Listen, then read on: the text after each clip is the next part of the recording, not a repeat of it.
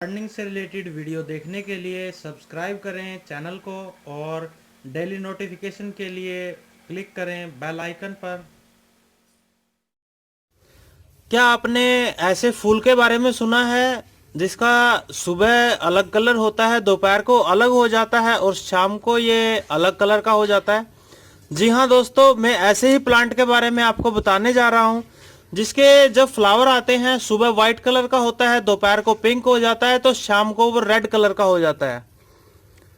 तो सबसे पहले अगर आपने मेरा चैनल सब्सक्राइब नहीं किया है तो वीडियो के नीचे रेड कलर का सब्सक्राइब बटन है, वहां से आप चैनल को सब्सक्राइब कर लें और घंटी के निशान से आप अनेबल कर दें अपने नोटिफिकेशन को, ताकि आपको मेरी वीडियो सबसे पहले देखने को मिले।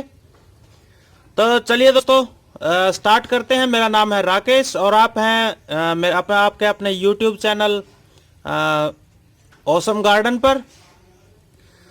तो ये जो प्लांट है इसका जो बोटानिकल नेम है वो है हिबिस्कस मुताबिलिस।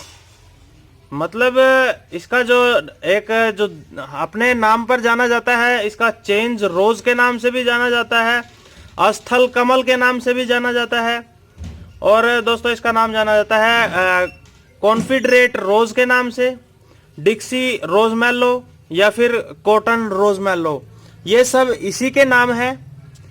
आप इसकी लीफ की पहचान कर लीजिए। ये दोस्तों हिबिस्कस की फैमिली से है। इसकी जीनस जो है वो हिबिस्कस से है, हिबिस्कस से संबंध रखता है। इसमें जो फ्लावर आते हैं वो सिंगल और डबल दो तरह के आते हैं। तो अब मैं बताता हूँ इसकी केयर।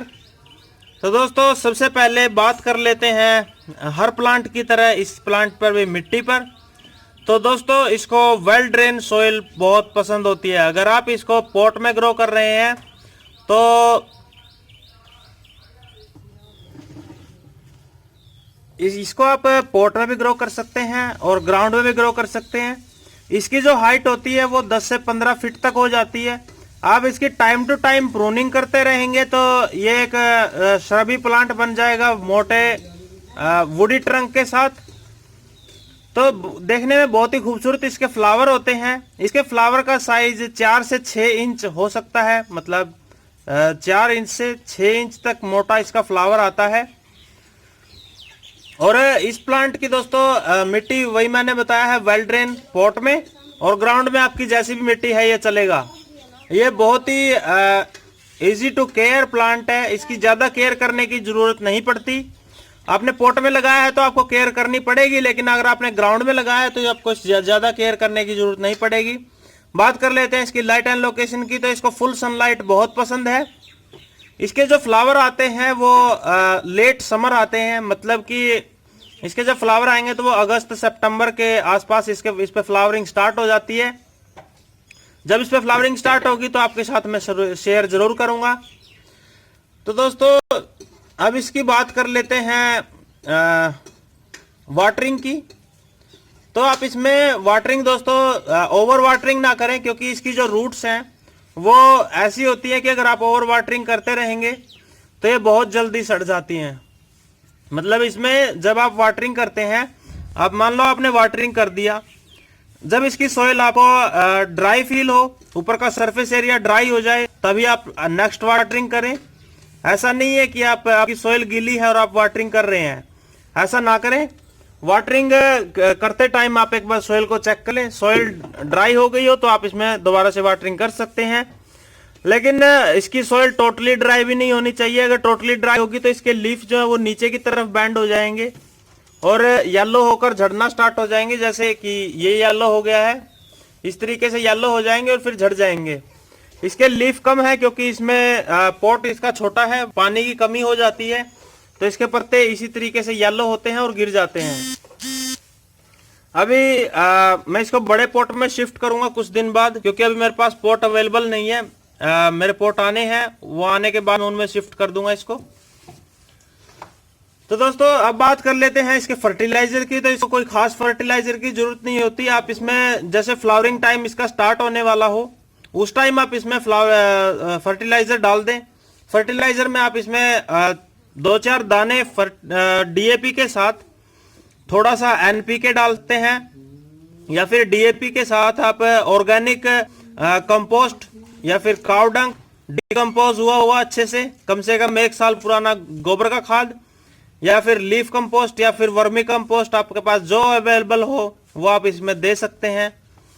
दोस्तों इसमें आप बनाना पील, जो केले के छिलके होते हैं उनको सुखाकर क्रश करके वो भी आप इसकी मिट्टी में मिला सकते हैं, उससे भी इसके जो फ्लावरिंग है वो अच्छी होगी। इस पे जो फर्टिलाइजर है वो आप साल में 2 बार दीजिए। एक तो आप फरवरी में दे सकते हैं और दूसरा दोस्तों आप इसमें फर्टिलाइजर जो है वो बारिश के सीजन में दे सकते हैं।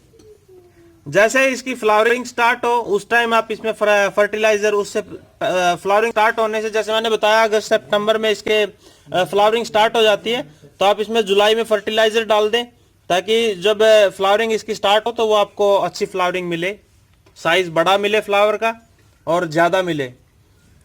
तो दोस्तों ये इसकी अब बात कर लेते हैं दोस्तों इसकी प्रोपगेशन की। तो इसकी प्रोपगेशन दोस्तों कटिंग के थ्रू होती है। मान लो ये स्टैंप है, काफी लंबी है, इसकी कटिंग बारिश के सीजन में लगाई जाती है। वैसे आप कभी भी लगा सकते हो, लेकिन जो आपको सक्सेस रेट मिलेगा, ज्यादा अच्छा कटिंग लगने के चांसेस ज्यादा होंगे, वो होंगे रेनी सीजन में। अब इसका रेनी सीजन में मान लो ये लंबी स्टैंप है, मैं इसकी कटिंग लूंगा अब की बार और आपके साथ शेयर भी करूंगा कि इसकी कटिंग कैसे लगती है और कैसे सक्सेस होती है। अब दोस्तों मेरी जो भी कटिंग की वीडियो आएंगी वो अपडेट के साथ आएंगी। अभी बारिश का सीजन स्टार्ट होने वाला है, मई का महीना चल रहा है और जुलाई में बारिशें स्टार्ट हो जाती हैं, तो जुलाई से कटिंग लगना स्टार्ट हो जाती हैं। तो आप भी तैयारी कर लीजिए कटिंग लगाने की। बताता आपको मैं रहूंगा किस तरीके से कटिंग लगेंगी। तो दोस्तों इस प्लांट के बारे में मैंने सब कुछ बता दिया है। अगर आपका फिर भी कोई क्वेश्चन है तो आप कमेंट बॉक्स में पूछ सकते हैं, वहां पर आपका जवाब मैं जरूर दूंगा। तो दोस्तों मिलते हैं नेक्स्ट वीडियो में किसी नई जानकारी के साथ। तब तक मुझे इजाजत दीजिए। जय हिंद, जय भारत।